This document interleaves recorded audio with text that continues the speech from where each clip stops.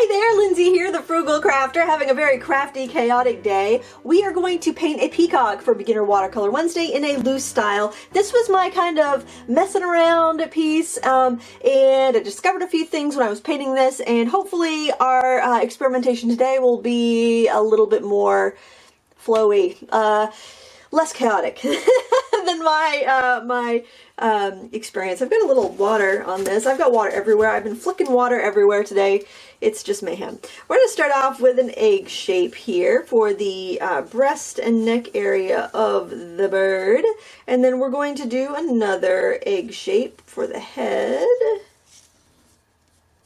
And I'm just going to make sure that I've got this large enough. I'm using a mechanical pencil. You probably don't want to draw quite as dark as I am, but I want to make sure that you can see what I'm doing. Now when I draw, I work from my shoulder. My whole arm is moving. That's a great tip if you want to loosen up with your sketching, but it's also going to make you a more accurate drawer.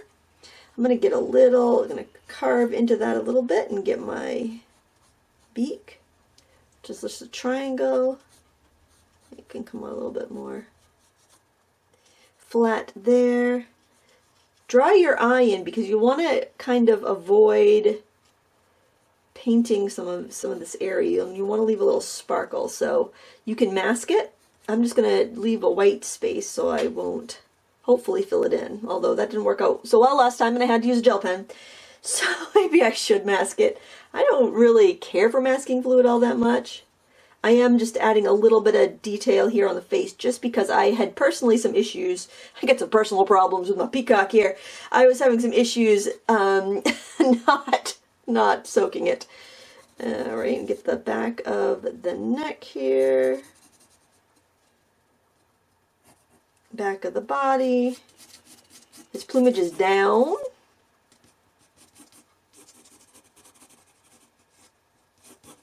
And I'm just basically putting in the chunks of plumage that I see, and I will link the reference photo below, or I'll attempt to. If I forget, just let me know and I will make sure I do. That's like my Achilles heel, linking things that I say I'm going to link. I'm just going to hint at the leg there because we got a little leg showing. I don't know if we'll actually draw it or paint it in there, but we'll want to have it there. And really, to make it look like a peacock, you need those that little crown kind of coming out, but we don't need to put a ton of detail there. You can erase any lines you don't need. I think I'm just going to leave it. We're going to be pretty generous with the paint, so a lot of this is just going to end up being covered up anyway. This is going to be on the outside of the bird, so I guess I will erase that line because it would show for sure. But I actually like seeing artist lines because I think it kind of takes you along their journey. So we're going to do this in a loose technique, kind of like the owl and the flamingo. I guess I like to paint loose birds that we've done in the past. So what I'm going to do is I'm just kind of splashing on some water in certain areas so that when I flick paint, it can like kind of swoosh in certain areas. Very technical term. I want my paint to swoosh sometimes. And I'll just give it a, there we go. This is brushes. Actually, I was using this on the other one, but I found that it was a little unwieldy most of the time, so I don't think I'm going to use it. I think I'm going to use this brush, which is the equivalent of like a number 10 round, number 8, number 10. I think that's going to be a good bet. And we're going to start with some phthalo blue. I'm using Renaissance watercolors. I'm working on a media mat. This is a new product that I got to test out from a company called Waffle Flower, which is actually more of a stamp company. But the owner is an avid watercolorist, and she's come up with some really innovative things for watercolor painters, which has been really nice. And we're having a lot of people going on this watercolor journey because watercoloring is such a hot trend in card making and crafting, and it's been for a few years. So I think that's wonderful. The more people we get that will enjoy this hobby in art form, the better. I think the more the merrier. So if you're a beginner, you are welcome here. Everybody's welcome here. Okay, so I'm just basically filling in this breast area. You could pre-wet it. I can paint actually right up to where there's going to be black. I just want to avoid where I want to keep it white because I've had a hard time keeping things light that I want to keep light. And actually, I think I just went to where I want it to be white. Yeah, we'll be getting some gel pen action on this one because I just went over where I needed it to stay white. Oh well, that's all right. So I'm afraid my paint might dry on me a little too quickly, so I'm going to go in and wet this area. And that would be actually a good job for this brush here. We'll go in and wet this whole area because we are going to work with some staining colors, and I'll have everything listed in the video description. And I didn't tape my paper to anything, but sometimes it's nice to have it taped onto a board, not your table, just so you can pick it up and tip it and move it like I am here, or work on a block. When I apply my paint though, I want to go with the direction of the feathers, so up and down, like if you were petting this bird, which I'm pretty sure he would not enjoy, you know, you would pet up and down, you know, you'd go with the grain. Well, actually just down. You wouldn't pet up, you'd ruffle him. He wouldn't like that. You'd ruffle his feathers. And now I am going to grab some, I'm going to grab some phthalo green, which is a single pigment green, so it's super vibrant. Sometimes phthalo green is called viridian hue. You don't want the real viridian for this one because that would move very slowly. Real viridian is a very earthy pigment, hard to re-wet. It's also a little on the pricey side, so you probably wouldn't have it on accident. If you had real viridian, you probably would have bought that on purpose. And I also want to do some spattering, and I like to do that right off the bat because if I'm going to fail, I want to fail fast. So I'll go ahead and spatter, and then where it hits some of the already wet area, it's going to, it will kind of flow. And I'll go ahead and throw a little bit more paint here because I have some fun techniques I want to do with some wet background. And just bringing in this to any place that I know I'm going to want some darker color. Okay, these brushes, it's a good idea to go in and wash them with some mild detergent when you're done, like baby shampoo or even like just mild brush soap, because they can hold so much, and especially if you've been using phthalo colors, they really grab onto your brush.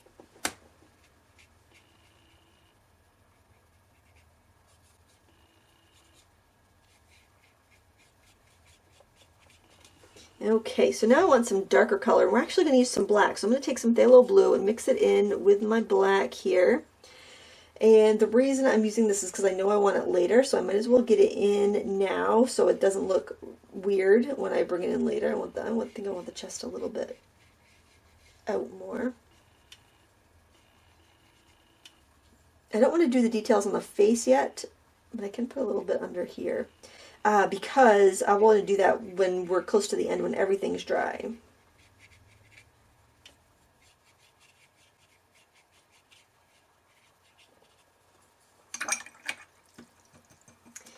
Now, something I want to do is tip it and get some stuff flowing. I also want a little bit of yellow ochre. I want to have a little bit of yellow in the... See what I mean about the brushes getting that green being tough to get out of the brush? Just trying to get some yellow ochre there. I need a fresh brush to do that because it is so powerful. It's so strong. So you want to wash your brushes out after this project. So I'm just going to throw in a little bit up here. And then what I'm going to do is just spray it. And I'm going to do a little bit over there too, just to give us the warmth, give us the feeling of warmth.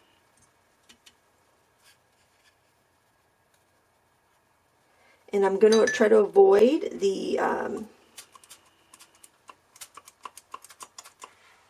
plumage.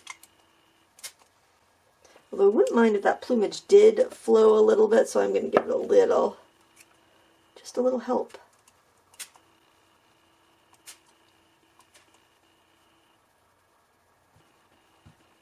I know I'm also going to want some mauve in this piece. You can use magenta if you prefer. Put a little bit there.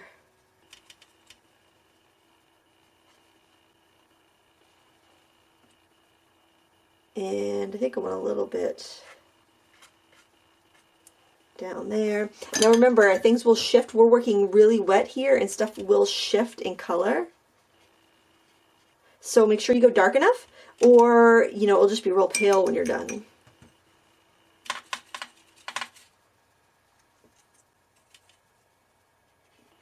So I'm going in with some more yellow ochre. I find that yellow ochre is just such a, it's such a, like, pleasing color, and it goes with so much. It just makes everything sing sometimes. Now, if you're kind of freaking out because this is a little juicy, try not to worry. It's going to be fine. And I'm just going to set that down. Don't worry about it being in a puddle. It really doesn't matter. At this point, this is super juicy. This is how we want it. Everything is going according to my plan. Trust me. I'm going to grab some black here, and I'm going to mix it in with a little bit of that blue. I'm going to mix in a little of that, that mauve here. And I'm going to paint a pattern on the back, and all this pattern is dabbing. And I don't care if I get into a wet area, that's fine. I want to give the impression of a bird, the impression of a peacock that could fly off at any moment.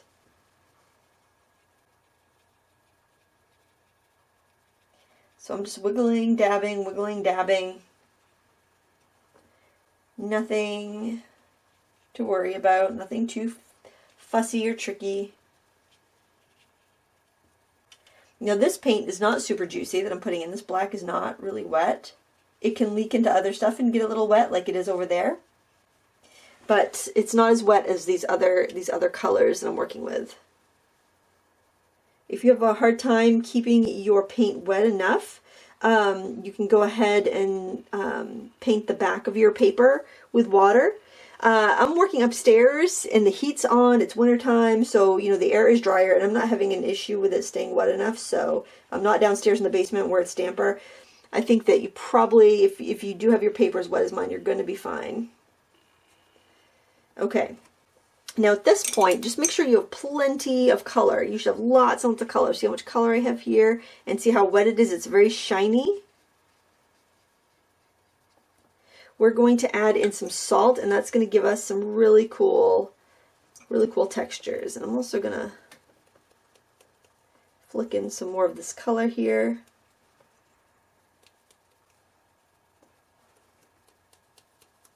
Of course, you don't have to do this. This might be more of a loosen up piece for you.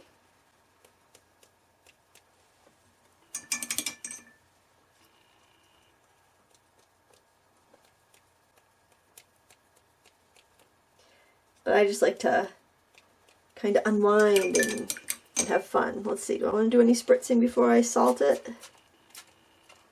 Maybe a little bit. Okay. Alright, so this is going to shift lighter. We're going to sprinkle it with some salt. And then we have to let it dry. I'm going to dry the face while we're there, so you won't have to wait. And then we can do some of the details on the face. You don't have to dry everything at once. Sometimes if you're drying unevenly though, you're going to have cauliflowers, but where we have all the salt and we're kind of doing that on purpose, I'm not going to worry about that so much. I'm just going to have to worry not to set my hand in it while we're working.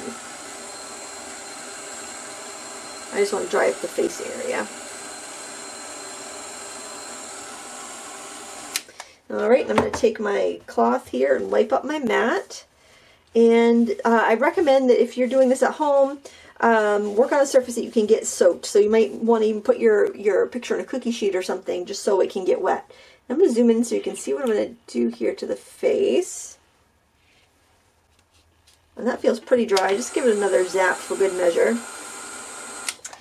And I'm going to use a small brush and the black, and we are going to do some details on the face. Now, some of you guys might be gasping. I don't typically use black, but I think that for kind of the abstract or looser techniques that I'm doing, that would work really well. Now, if I was just painting this kind of at my own pace, like I was the other one, I would just go and have a cup of tea or something like that and just let it dry on its own. And kind of, that also gives you a little bit of time to think about how you want to approach the rest of the picture. I'm going to bring this black up around the top of the head towards the beak. I don't want a super sharp line, I want it a little rough, so I'm just dabbing it there.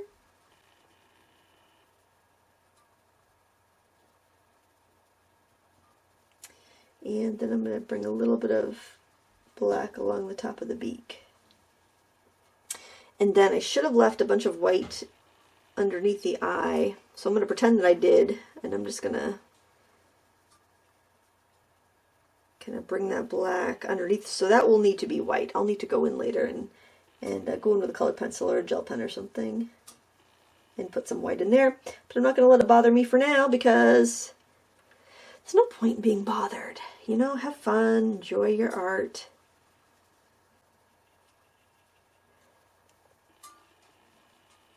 Now, as long as I've got this area dry here, I can go in and paint these details without fear of things just bleeding out of control.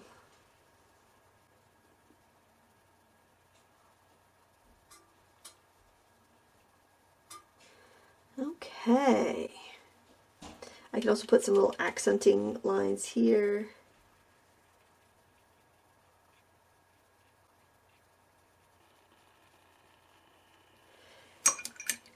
Okay, now the beak is going to be kind of like a grayish peach, so I'm going to take some of that yellow ochre, some of the mauve and black. Too much water on my brush for one thing. There we go.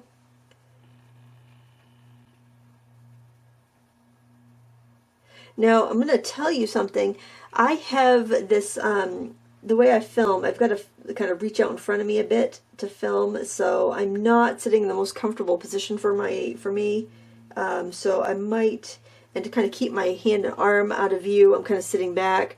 So some things might not be as accurate as I want them to be just because of the way I'm positioned. Just keep that in mind. Oh, there, I like the way that looks. I also like the yellow ochre peach color for doing those little lines that connect the head to those little quills from the... You can actually go in and erase your pencil lines after. I'm going to go in with a little bit more phthalo blue towards the bottom of these for a little bit of shadow.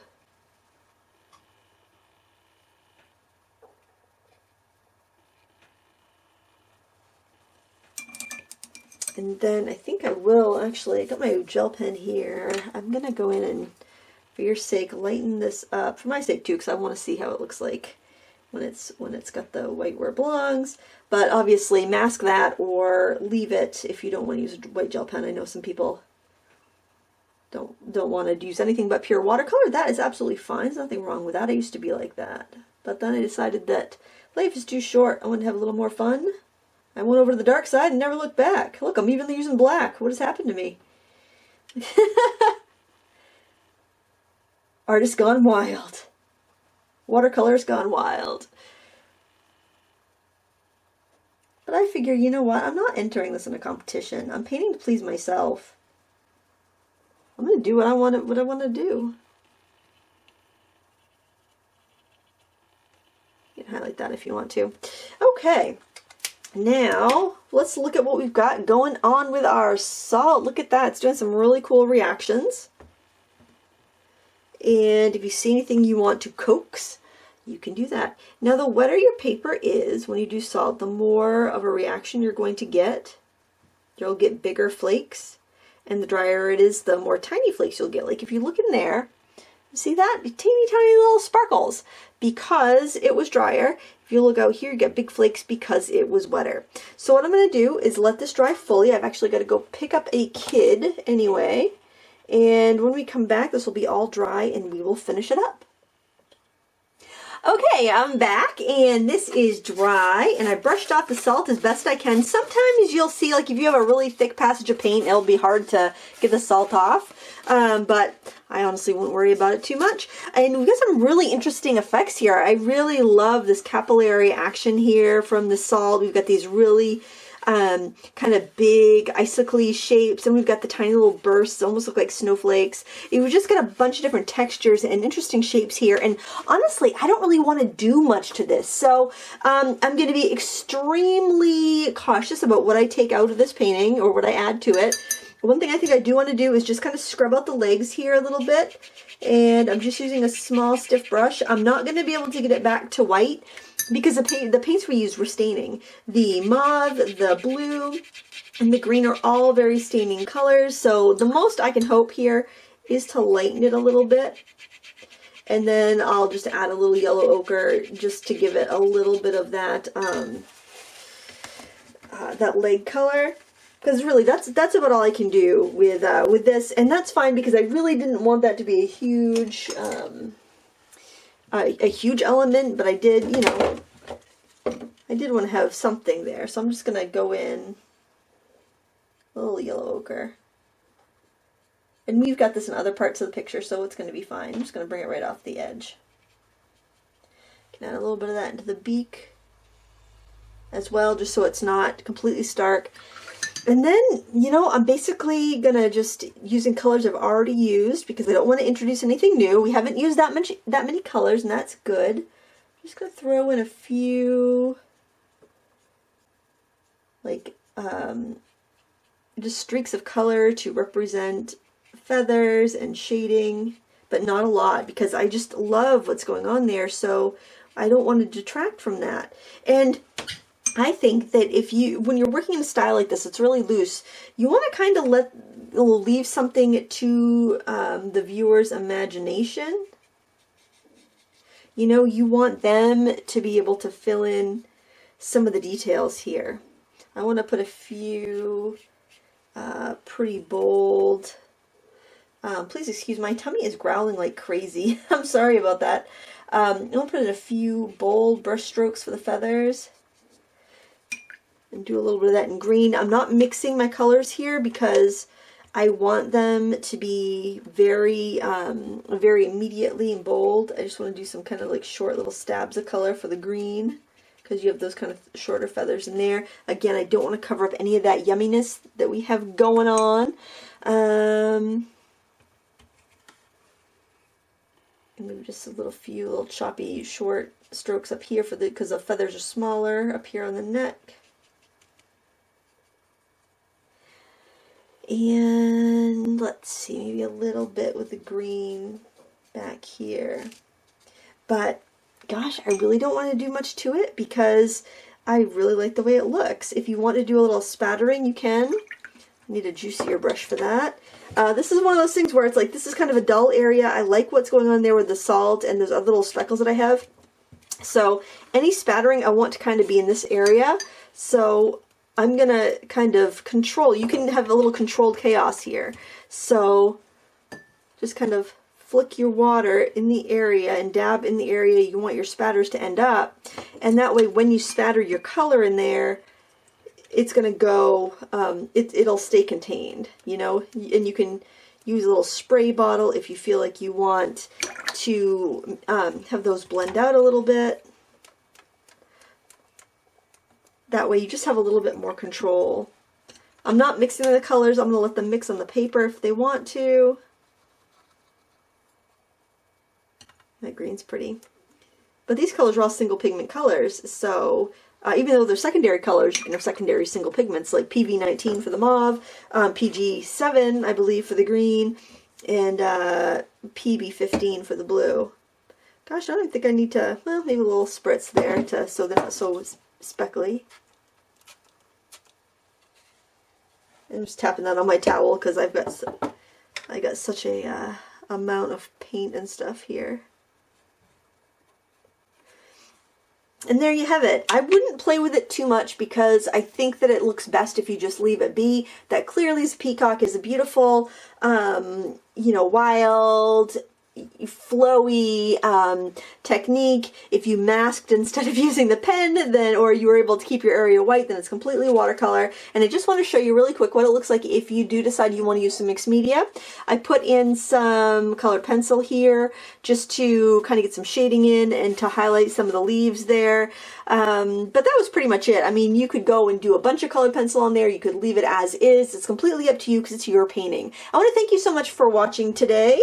Please give me a thumbs up if you enjoyed this tutorial, and I hope you found it inspiring, and I hope you try something like it. Thanks so much for watching. Until next time, happy crafting.